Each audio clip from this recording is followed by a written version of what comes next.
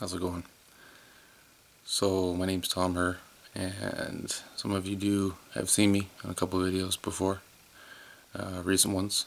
Got a new camera, so you have no choice but to at least know my videos exist. So I figured I'd show you guys what I've been doing as far as comic book collecting goes recently. I do collect a few different titles, especially over the years, kind of go in spurts. But my most recent project has been this top 100 covers from an old Wizard magazine, 10-year anniversary Wizard magazine, issue 127. And they did a bunch of different lists: best books of the decade, best covers, best stories, most influential happenings, all that kind of stuff. So this is something I hung on to, and I'll give you a peek here. So the original story is they took 400. They took all their 3 months and all their opinions over at Wizard magazine. Went through all the inventory of books they had.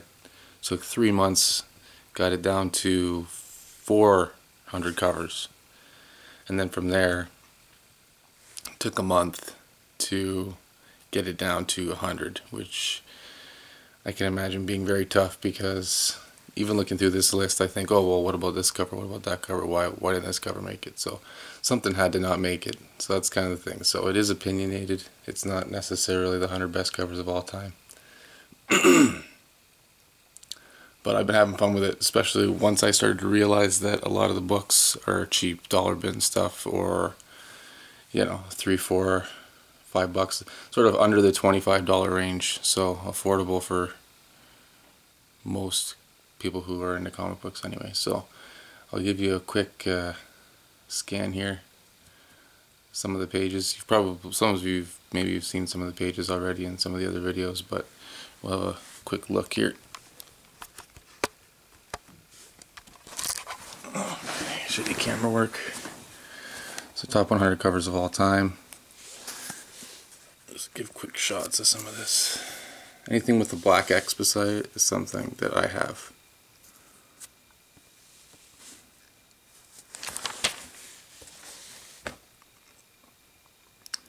So as I'm going through here, one thing you'll notice, books like these, X-Men #1, Green Lantern #1, Superman #1, Silver Surfer #4. A lot of these books are not attainable or realistic. So what I've decided to do is get homage books or other books that, there you go, Fantastic #4, Avengers #4, Fantastic Four #1, Avengers #4. You're never going to get those books, and if you do, then you've mortgaged something. So for example, the Uncanny X-Men #1 cover, famous Jack Kirby cover, one of the reasons it was chosen not only for being #1, but all the heroes are all using their powers at once on the cover, which is a challenging thing to do. So I'll show you what I've done. Oh, crap. I've got an homage cover. So X-Men 104. It's actually probably a $30 or $40 book, but in this shape it's maybe 10.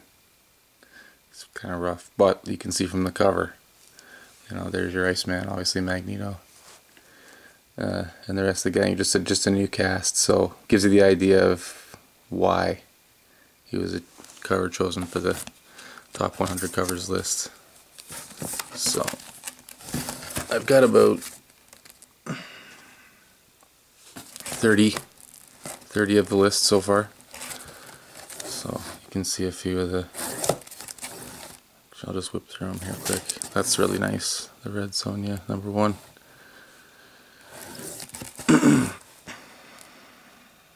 Daredevil. So what I do is I print the blurb from the magazine and put it in there.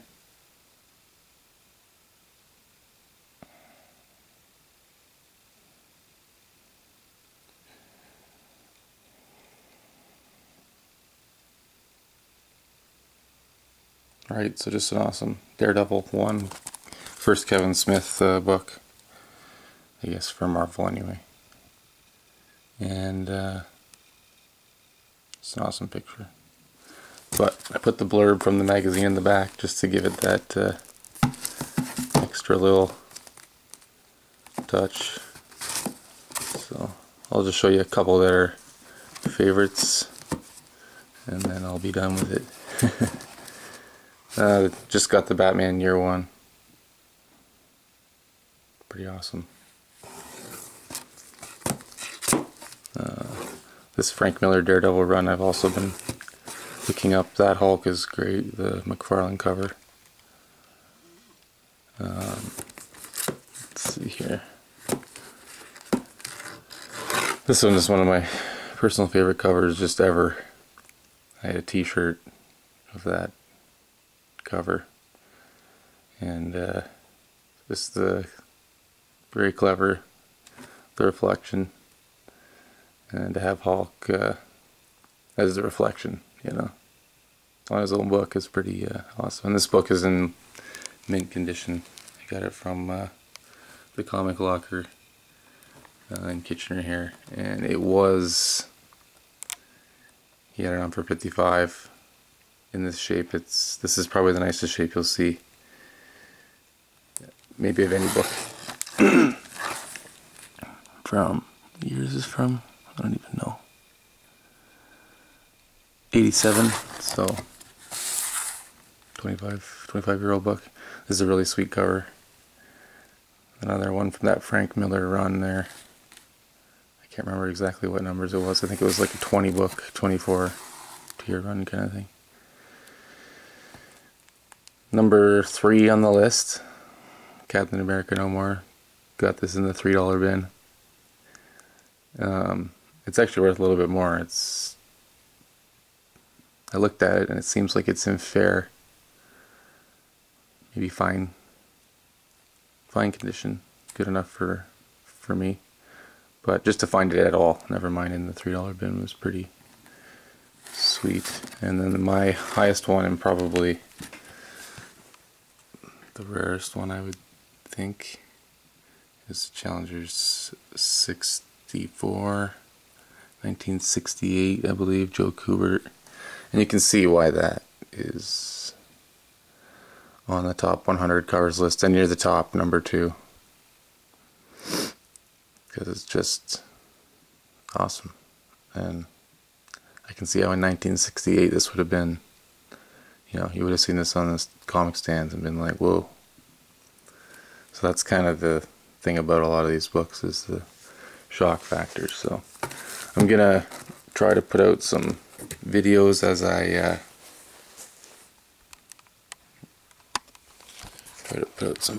I get more books from the list, and you know, maybe when I get down to where it is Fantastic Four #1, those kind of books, we'll start to see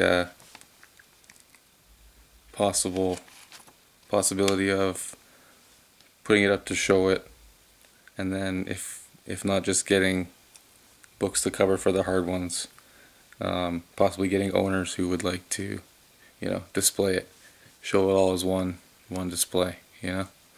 I obviously wouldn't want your Marvel Comics #1, but wouldn't expect that. But it'd be cool to see it all as a list completed, with some of the more uncommon stuff. Like a lot of the stuff on here is on here because it was a first, or it was something that, you know,